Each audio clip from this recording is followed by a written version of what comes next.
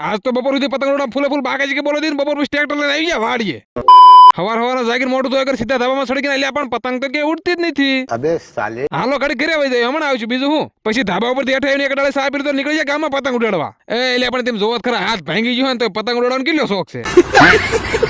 હવે ઉંમર થઈ ગઈ ને એટલે એમને પતંગો નથી દેખાતી સજુ માંડવું પડે છે. मुझे कुछ दिखाई नहीं दे रहा माँ. એટલે આપણ ગામમાં તો લૂંટણીયા નથી ખૂટતા. તોબા તોબા તોબા તારા મૂળ હજી એક પતંગ કપાઈને માનમાં લૂંટણીયા લૂંટી દે ને પરિણ ભાઈ બીજી પતંગ સગાઈ દીધી. હવે આપણને પતંગ ઉડાડતા આવડતું નથી એટલે આપણે ખોડેસી શર્માના બેઠા છીએ. बच्ची हो क्या?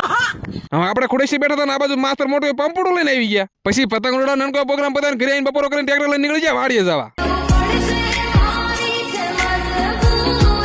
વાડી આવીને સીધા આવી ગયા જીતેશભાઈ ટેટીમાં આંટો મારવા. એટલે આપણ અહીંયા બહુ સાદા માણસો આંટો મારે છે. એટલે આમ જોવો ખરા કેવડી મોટી ટેટી થઈ ગઈ છે. અને આ બાજુ ટેટીનું નિરીક્ષણ હાલે છે. કેવા પણ તુરમાં હરોડાતા હાલે જાય છે.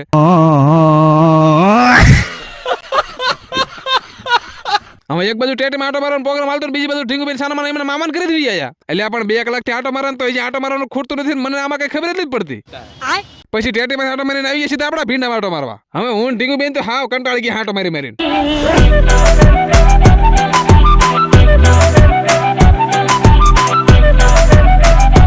હવે ઢીંગુબેન ઘરે આવી ગયા એટલે આજનો વ્લોગ અહીંયા જ પૂરો. Okay tata bye bye.